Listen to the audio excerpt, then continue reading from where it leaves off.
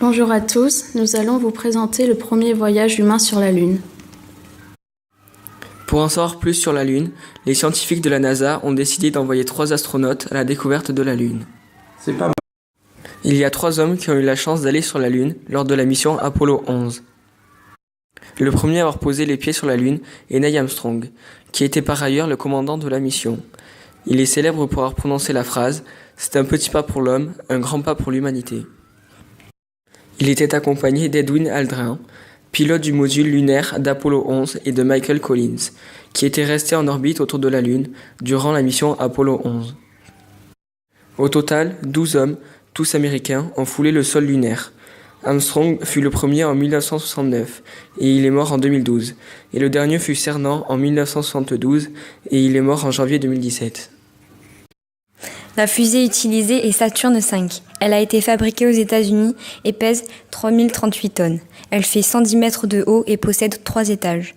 Son premier vol s'est déroulé le 9 novembre 1967 durant la mission Apollo 4 et son dernier vol le 14 mai 1973 lors de la mission Skylab 1. La distance Terre-Lune est de 384 400 km. On calcule cette distance en réalisant le calcul suivant.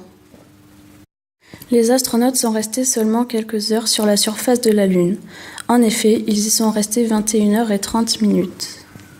Armstrong et Aldrin ont pu effectuer une sortie en dehors du véhicule qui a duré 2h30. Ils ont ensuite repris le chemin pour retourner sur la Terre avec leur vaisseau Apollo et ont atterri sans aucun souci dans l'océan Pacifique à l'issue d'un vol qui aura duré 195 heures aller-retour, soit un peu plus de 8 jours. Les conditions dans la navette sont bien différentes de celles que nous connaissons.